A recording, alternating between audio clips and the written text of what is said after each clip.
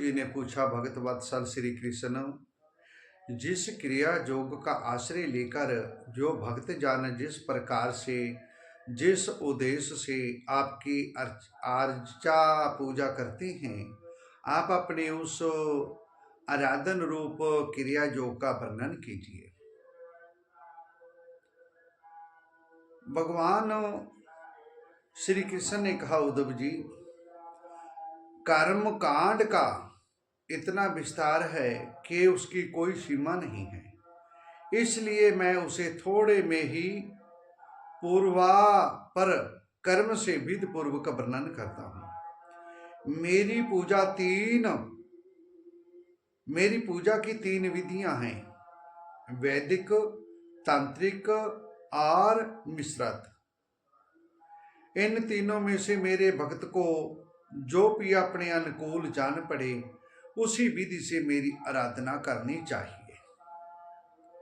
पहले अपने अंधकार अनुसार शास्त्रोक्त विधि से समय पर यज्ञोपवीत संसार के द्वारा संस्कृत होकर दिवजतव प्राप्त करे, फिर श्रद्धा और भक्ति के साथ वह किस प्रकार मेरी पूजा करे, इसकी विधि तुम मुझसे सुनो। भक्ति पूर्वक निष्कपट भाव से अपने पिता एवं गुरु रूप मुझ परमात्मा की पूजा सामग्रियों के द्वारा मूर्ति में, वेदी में, अग्नि में, सूर्य में, जल में, हृदय में और ऋषियों में, चाहे किसी में भी आराधना करें। उपासक को चाहिए कि प्रातः काल दतुवन करके पहले शरीर शुद्धि के लिए स्नान करें, फिर वैदिक और तांत्रिक दोनों प्रकार के मंत्रों से मिट्टी और भस्म आदि का लेप करके पुण्य स्नान करें। इसके पश्चात वेदोतक संध्या वदनादि नित्य कर्म करने चाहिए। उसके बाद मेरी आराधना का ही सुदृढ़ संकल्प करके वैदिक और तांत्रिक विधियों से कर्म बंधनों से छुड़ाने वाली मेरी पूजा करें। मेरी मूर्ति 8 प्रकार की होती है, पत्थर की, लकड़ी की, धातु की, मिट्टी की और चंदन की। चित्रमयी, बाल काममयी, मनोमयी और मणिमयी। चल और अचल भेद से 2 प्रकार की प्रतिमा में ही मुझ भगवान का मंदिर है। उद्धव जी, अचल प्रतिमा के पूजन में प्रतिदिन आवाहन और विसर्जन नहीं करना चाहिए। चल प्रतिमा के संबंध में विलकप है, चाहे करे और चाहे ना करे, परंतु वालुकामयी प्रतिमा में जो आवाहन और विसर्जन प्रतिदिन करना ही चाहिए। मिट्टी और चंदन की तथा चित्रमयी प्रतिमाओं को स्नान ना करावे, केवल मार्जन कर दे, परंतु और सबको स्नान करवाना चाहिए। प्रसिद्ध पदार्थों से प्रतिमा आदि में मेरी पूजा की जाती है, परंतु जो निष्काम भक्त हैं वे अनायास ही प्राप्त पदार्थों से और भावना मात्र से ही हृदय में मेरी पूजा कर ले। उद्धव जी, स्नान, वस्त्र, आभूषण आदि तो पाषाण अथवा धातु की प्रतिमा के पूजन में ही उपयोगी हैं। वालुकामयी मूर्ति अथवा मिट्टी की वेदी में पूजा करनी हो तो उसमें मंत्रों के द्वारा अंग और उसके प्रधान देवताओं की यथास्थान पूजा करनी चाहिए, तथा अग्नि में पूजा करनी हो तो घृत मिश्रित हवन सामग्रियों से आहुति देनी चाहिए। सूर्य को प्रतीक मानकर ही जाने वाली उपासना में मुख्यतः अर्धदान एवं उपस्थान ही प्रिय हैं, और जल में तर्पण आदि से मेरी उपासना करनी चाहिए। जब मुझे कोई भक्त हार्दिक श्रद्धा से जल भी चढ़ाता है, तब मैं उसे बड़े प्रेम से स्वीकार करता हूँ।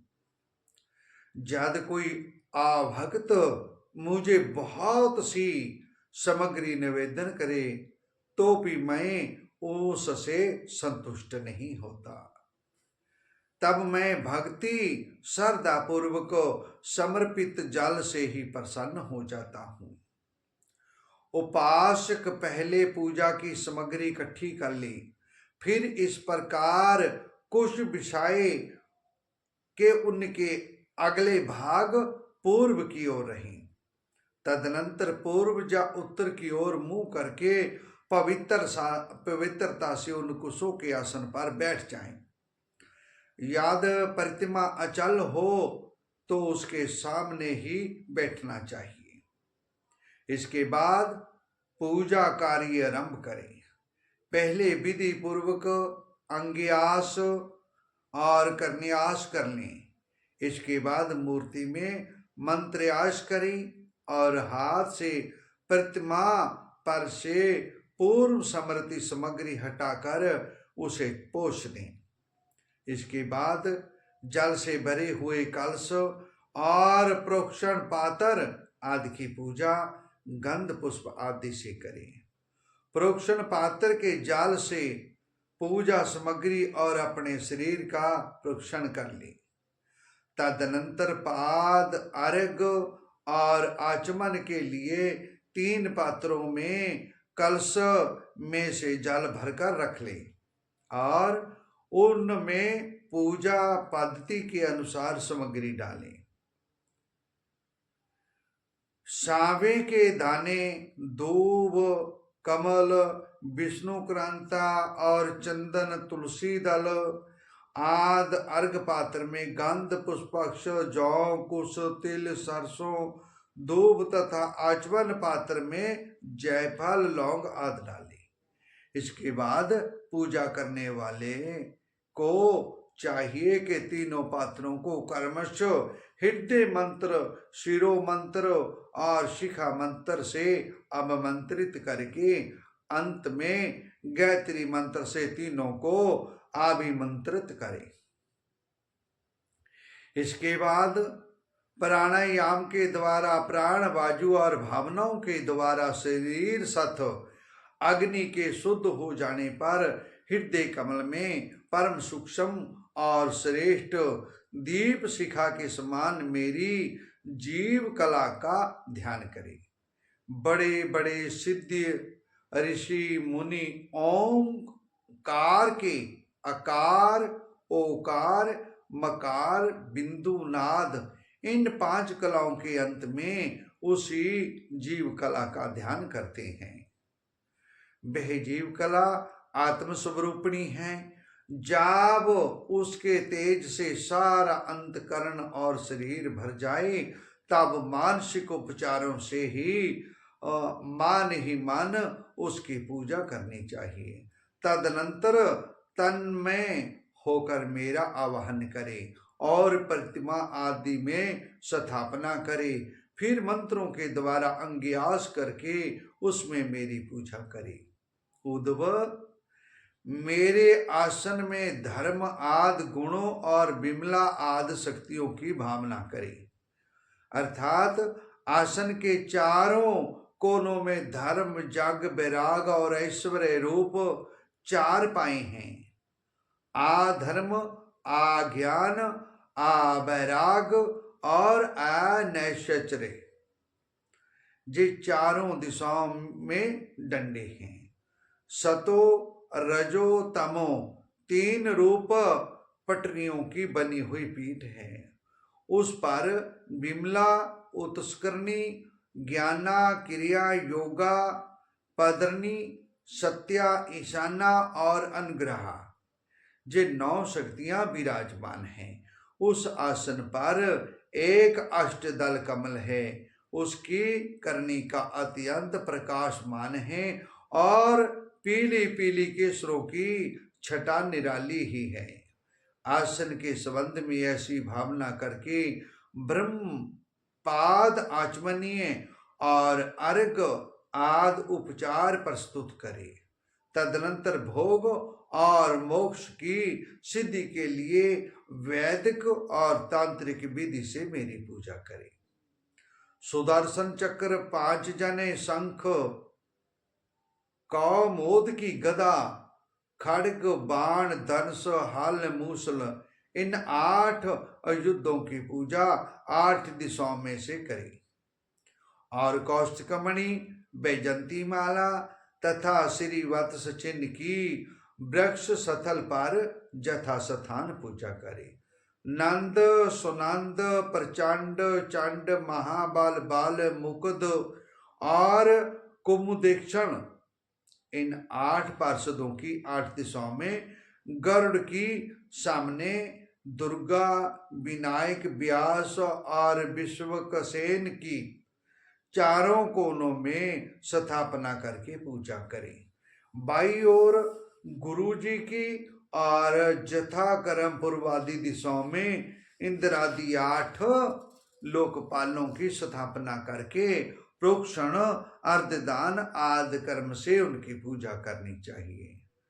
फिर उद्धव सामर्थ हो तो प्रतिदिन चंदन, खास, कपूर, केसर और अर्गजा आदि सुगंधित वस्तुओं के द्वारा सुभावित जल से मुझे स्नान कराएं और उस समय सुवर्ण धर्म इत्यादि सुवर्ण धर्मानुवाक, जितुंते पुंडरीकाक्षाक इत्यादि महापुरुष विद्या, सहस्त्र शीर्षा पुरुष इत्यादि पुरुष सूतक और इंद्र नरो निमित्तता हवंत इत्यादि मंत्रों तक राजनादि शाम गायन का पाठ भी करता रहे। मेरा भक्त वस्त्र, युगोपवीत भूषण, पतर माला, गंध और चंदनादि से प्रेम पूर्वक यथावत मेरा श्रृंगार करें। उपासक श्रद्धा के साथ मुझे पाद, आचमन, चंदन, पुष्प, अक्षत, धूप, दीप आदि सामग्रियां समर्पित करें। यदि हो सके तो गुड़, खीर, घृत, पूड़ी, पुए, लड्डू, हलवा, दही और दाल आदि विधवत व्यंजनों का नैवेद्य लगावे। भगवान के विग्रह को तद्वान कराए, वटन लगाएं, पंचामृत आदि से स्नान कराएं, सुगंधित पदार्थों का लेप करें, दर्पण दिखाएं, भोग लगाएं और शक्ति हो तो प्रतिदिन अथवा पर्वों के अवसर पर नाचने गाने आदि का भी प्रबंध करें। उद्धव जी ने कहा, हे च्युत, जो अपना मान बस में नहीं कर सका है उसके लिए आपकी बतलाई हुई इस योग साधना को तो मैं बहुत ही कठिन समझता हूं। अति आप कोई ऐसा सरल उपाय साधन बतलाइए जिससे मनुष्य अनायास ही परम पद प्राप्त कर सके। कमल नयन, आप जानते हैं कि अधिकांश योगी जब अपने मन को एकाग्र करने लगते हैं तब वे बार बार चेष्टा करने पर भी सफल ना होने के कारण हार मान लेते हैं और उसे बस में ना कर पाने के कारण दुखी हो जाते हैं। हे प्रभु, आप विश्वेश्वर हैं, आपके ही द्वारा सारे संसार का नियमन होता है। इसी से सारा सार विचार से चतुर मनुष्य आपके अनंत दर्शी चरण कमलों की शरण लेते हैं। श्री भगवान ने कहा, उद्धव, अब मैं तुम्हें अपने उन मंगलमय भागवत धर्मों का उपदेश करता हूं जिनका श्रद्धा पूर्वक आचरण करके मनुष्य संसार रूप दुर्जय मृत्यु को अनायास ही जीत लेता है। उद्धव, मेरे भक्त को चाहिए कि अपने सारे कर्म मेरे लिए ही करे और धीरे धीरे उनको करते समय मेरे स्मरण का अभ्यास बढ़ाएं। कुछ ही दिनों में उसके मन और चित्त मुझ में समर्पित हो जाएंगे। उसके मन और आत्मा मेरे ही धर्म में रम जाएंगे। मेरे भक्त साधु जन जिन पवित्र स्थानों में निवास करते हों उन्हीं में रहें और देवता, असुर अथवा मनुष्यों में जो मेरे अन्य भक्त हों उनके आचरणों का अनुसरण करें। पर्व के अवसरों पर सबके साथ मिलकर अथवा अकेला ही नृत्य गान, आवाद आद महाराजोचित ठाट बाट से मेरी यात्रा आदि के महोत्सव करे। सुधात करण पुरुष आकाश के समान बाहर और भीतर परिपूर्ण एवं आवरण सुनने मुझे परमात्मा को ही समस्त प्राणियों और अपने हृदय में स्थित देखे। उद्धव जी, जो साधक केवल इस ज्ञान दृष्टि का आश्रय लेकर संपूर्ण प्राणियों और पदार्थों में मेरा दर्शन करता है उन्हें मेरा ही रूप मानकर सत्कार करता है। ऋषि तथा ब्राह्मण, ऋषि और चंडाल, चोर, ब्राह्मण भक्त, सूर्य और चिन्हगारी तथा कृपालु और क्रूर में समान दृष्टि रखता है उसे ही सच्चा ज्ञानी समझना चाहिए। अपने ही लोग जद हंसी करे तो करने दे, उनकी परवाह ना करे। और मैं अच्छा हूं वह बुरा है ऐसी दृष्टि को और लोक लज्जा को छोड़ दे। कुत्ते, चंडाल, गौ और गधे को भी पृथ्वी पर गिरकर साष्टांग दंडवत प्रणाम करें, क्योंकि हर जीव में परमात्मा है। हर नजर में देखना चाहिए कि मेरे मालिक, मेरे परमात्मा का दर्शन हो रहा है। भागवत भावना ना होने लगे तब तक इस प्रकार से मन, वाणी और शरीर के सभी संकल्पों और कर्मों द्वारा मेरी उपासना करता रहे। उद्धव, जब इस प्रकार सर्वत्र आत्मबुद्धि, ब्रह्म बुद्धि का अभ्यास किया जाता है तब थोड़े ही दिनों में उसे ज्ञान होकर सब कुछ ब्रह्म स्वरूप दिखने लगता है। ऐसी दृष्टि हो जाने पर सारे संशय संदेह अपने आप निवृत्त हो जाते हैं। मेरी प्राप्ति के जितने साधन हैं उनमें मैं तो सबसे श्रेष्ठ साधन यही समझता हूँ कि समस्त प्राणियों और पदार्थों में मन, वाणी और शरीर की समस्त वृत्तियों से मेरी ही भावना की जाए। उद्धव, यही मेरा अपना भागवत धर्म है। उद्धव, जैन संपूर्ण ब्रह्म विद्या का रहस्य मैंने संक्षेप से और विस्तार से तुम्हें सुना दिया है। उद्धव, तुम्हारा और मेरा संवाद सभीयों तो परम पवित्र है, दूसरों को पवित्र करने वाला है। जो प्रतिदिन इसका पाठ करेगा और दूसरों को सुनाएगा वह इस ज्ञान दीप के द्वारा दूसरों को मेरा दर्शन कराने के कारण पवित्र हो जाएगा। जो कोई एकाग्र चित्त से इसे श्रद्धा पूर्वक नित्य सुनेगा उसे मेरी पराभक्ति प्राप्त होगी और कर्म बंधन से मुक्त हो जाएगा।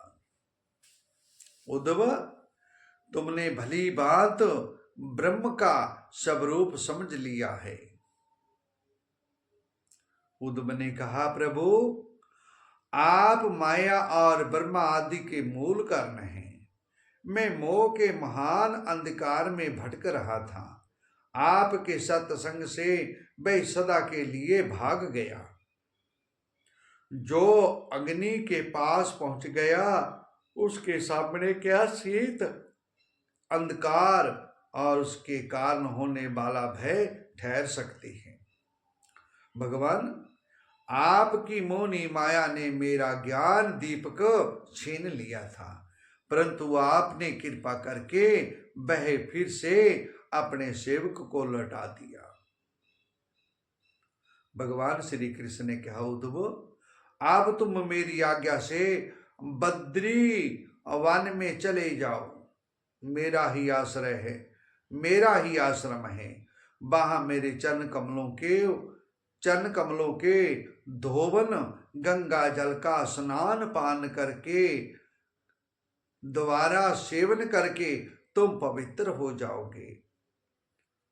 आलकनंदा के दर्शन मात्र से तुम्हारे सारे पाप ताप नष्ट हो जाएंगे। उद्धव, तुम वहां वृक्षों की शाल पहनना, वन के कंदमूल फल खाना और किसी भोग की अपेक्षा न रखकर वृत्ति से अपने आप में मस्त रहना। सर्दी गर्मी दुख सुख जो कुछ आ पड़े उसे सम रहकर सहना, संभाव शाम रखना, इंद्रियों को बस में रखना, चित्त शांत रहे, बुद्धि समाहित रहे। मैंने तुम्हें जो कुछ शिक्षा दी है उसका एकांत में विचार पूर्वक अनुभव करते रहना। अपनी वाणी और चित्त मुझ में ही लगाए रहना और मेरे बतलाए हुए भागवत धर्म में प्रेम से रम जाना। अंत में तुम त्रिगुण और उसमें संबंध रखने वाली गतियों को पार करके उनसे मेरे परमार्थ स्वरूप में मिल जाओगे। सुखदेव जी कहते हैं, परीक्षित, भगवान श्री कृष्ण के स्वरूप का ज्ञान संसार के भेद भ्रम को छिन्न भिन्न कर देता है। जब उन्होंने सभी उद्धव जी को ऐसा उपदेश किया तो उन्होंने उनकी परिक्रमा की और उनके चरणों पर सिर रख दिया।